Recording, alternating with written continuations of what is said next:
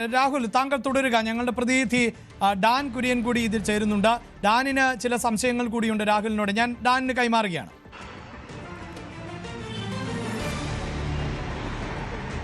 രാഹുൽ, ഒരു കാര്യത്തിൽ മാത്രമാണ് വ്യക്തത വരുത്താനുള്ളത്. അതായത് താങ്കൾ പറഞ്ഞു മാധ്യമങ്ങൾ നേരത്തെ റിപ്പോർട്ട് ചെയ്തു ബംഗളൂരുവിൽ വെച്ചാണ് ഇത് നടന്നതെന്ന്. രാഹുൽ ഈശ്വറിന് കൂടി അറിയാവുന്ന കാര്യമാണ്. ഇതുമായി ബന്ധപ്പെട്ട ആരോപണങ്ങളിൽ ഈ ഒരു പർട്ടിക്കുലർ കേസ് മാത്രമേ നിയമ സംവിധാനങ്ങൾക്ക് മുമ്പിലേക്ക് ഇപ്പോൾ എത്തിയിട്ടുള്ളൂ എന്നതാണ് വസ്തുത.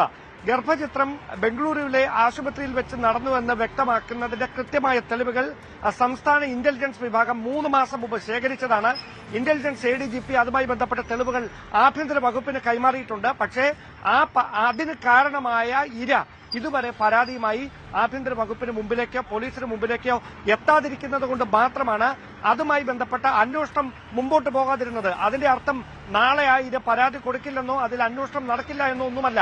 മാത്രമല്ല, താങ്കൾ ഇപ്പോൾ ആവർത്തിച്ച് വ്യക്തമാക്കിക്കൊണ്ടിരിക്കുന്ന ഒരു കാര്യം, ഈ കേസിൽ പീഡനമല്ല നടന്നത്. അത് മ്യൂച്വൽ കൺസെന്റിൽ നടന്ന ഒരു റിലേഷനിൽ ആ കുട്ടി ഗർഭം ധരിക്കുകയായിരുന്നു.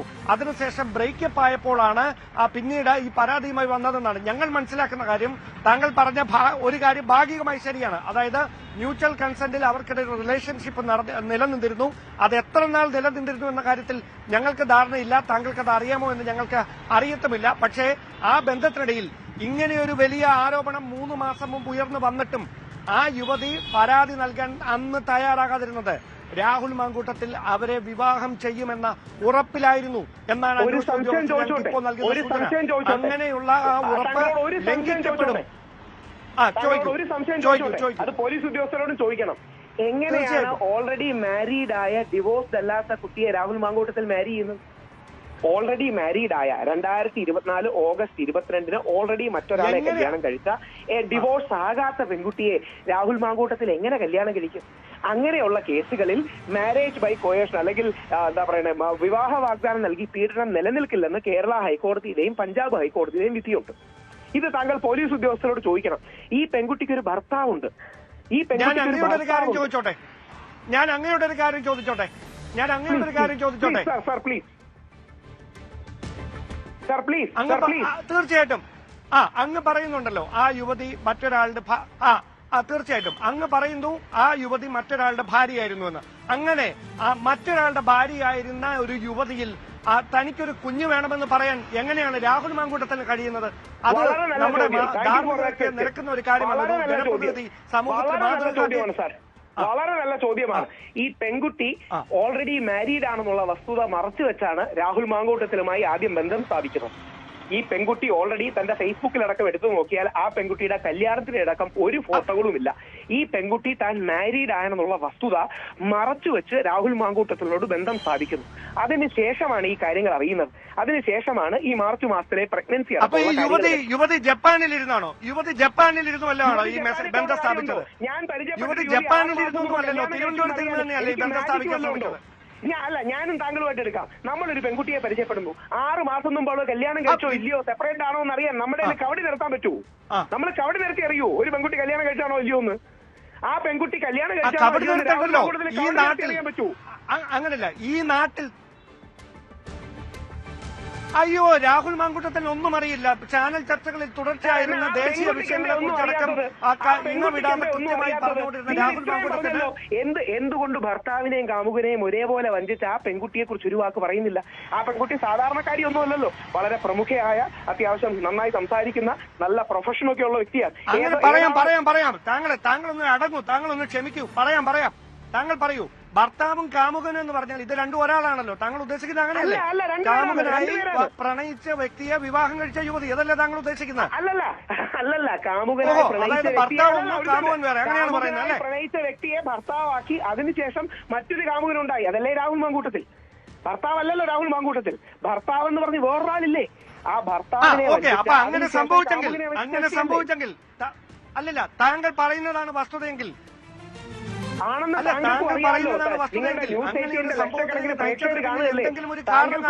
വസ്തുത എന്താണെന്ന്. താങ്കൾക്കും അറിയാമല്ലോ വസ്തുത എന്താണെന്ന്. എനിക്ക് ആ പെൺകുട്ടിയുടെ ഐഡന്റിറ്റി റിവീൽ ചെയ്യാൻ പറ്റില്ല. ഞാൻ പറയട്ടെ ഒരു സെക്കൻഡ്, ഞാൻ ഒരു ഒറ്റ വരി മാത്രമേ എടുക്കൂ. അടുത്ത 1 മിനിറ്റ് സംസാരിച്ചോളൂ. അല്ലല്ല ഞാൻ ഒറ്റ വരി എടുക്കൂ. താങ്കൾ എന്റെ 1 മിനിറ്റ് എടുത്തോളൂ. ആ പെൺകുട്ടി വിവാഹിത അല്ല എന്ന് താങ്കൾ പറയുകയാണെങ്കിൽ ഈ നിമിഷം ആ വാദം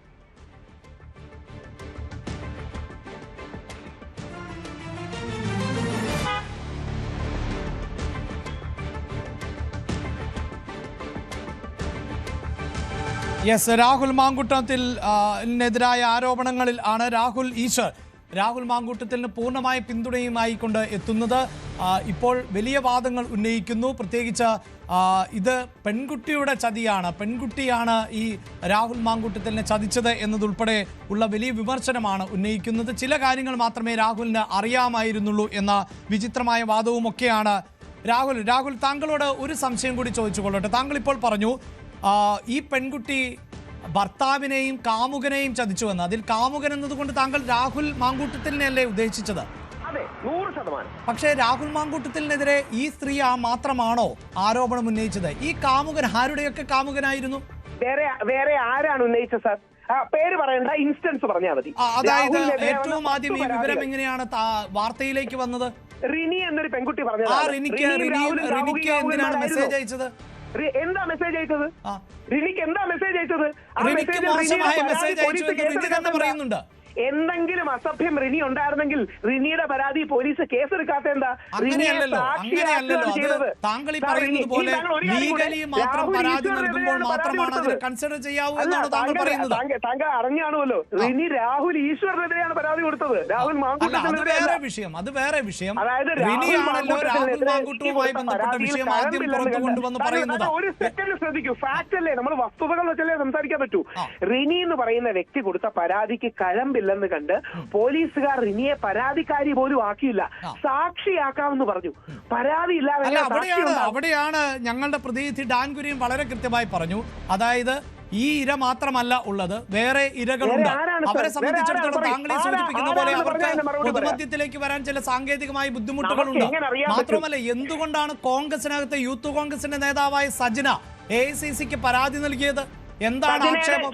എന്തുകൊണ്ടാണ് കോൺഗ്രസിനകത്ത് വലിയൊരു വിഭാഗം സ്ത്രീകൾ രാഹുലിനെതിരെ രംഗത്ത് വന്നിട്ടുള്ളത്? കൃത്യമായി പറയാം. ഇനി 2, രാഹുലിനെതിരെ അടുത്ത വ്യാജ പരാതി ഉന്നയിച്ചാൽ അവന്തികയാണ്. അവന്തികയുടെ പരാതി അതിന്റെ അടുത്ത ദിവസം ട്രാൻസ്ജെൻഡർ അസോസിയേഷന്റെ അന്ന തന്നെ വന്ന് പൊളിച്ചു കളഞ്ഞു. 2 ഗവൺമെന്റ് ഉദ്യോഗസ്ഥരോട് 50,000 രൂപ വാങ്ങി പരാതി സെറ്റിൽ ചെയ്ത ആളാണ് അവന്തികയെന്നും ഇത് അവന്തിക സ്ഥിരം ചെയ്യുന്നു എന്ന് ട്രാൻസ്ജെൻഡർ അസോസിയേഷന്റെ അന്ന വന്ന് പറഞ്ഞു. ഇനി 2, സജിനയുടെ കാര്യം. സജിനയുടെ കൺസേൺ ബഹുമാനിക്കുന്നു. നമ്മൾ സ്ത്രീപക്ഷമാകണം. പക്ഷെ സജിന ഓർക്കേണ്ട കാര്യം, ഞാൻ സജിനോട് നേരിട്ട് പറഞ്ഞു, അല്ലെങ്കിൽ TV ചാനലിൽ നേരിട്ട് പറഞ്ഞു, ഉമ്മൻചാണ്ടി സാറിനെ വേട്ടയാടിയപ്പോൾ നമ്മൾ മിണ്ടാതിരുന്നു. ഉമ്മൻചാണ്ടി സാറിനെ പോലെ വീണ്ടും രാഹുലിനെ വേട്ടയാടുകയാണ്. ഉമ്മൻചാണ്ടി സാറിനോ നമുക്ക് നീതി കൊടുക്കാൻ കഴിഞ്ഞില്ല, രാഹുൽ മാങ്കൂട്ടത്തിൽ എങ്കിലും നീതി കൊടുക്കാൻ കഴിയണം. അതെങ്ങനെയാണ് താങ്കൾക്ക് ഉമ്മൻചാണ്ടിയെയും രാഹുൽ മാങ്കൂട്ടത്തിനെയും താരതമ്യം ചെയ്യാൻ പറ്റുന്നത്? നിരവധിയായ സ്ത്രീകൾക്ക് ഒരു ജനപ്രതിനിധി എന്ന നിലയിൽ നിരക്കാത്ത തരത്തിൽ മെസ്സേജ് അയക്കുകയോ അത്തരത്തിൽ ഇടപെടുകയോ ഒക്കെ ചെയ്യുന്ന ഒരു വ്യക്തിയെ എങ്ങനെയാണ് താങ്കൾക്ക് താരതമ്യം ചെയ്യാൻ പറ്റുന്നത്?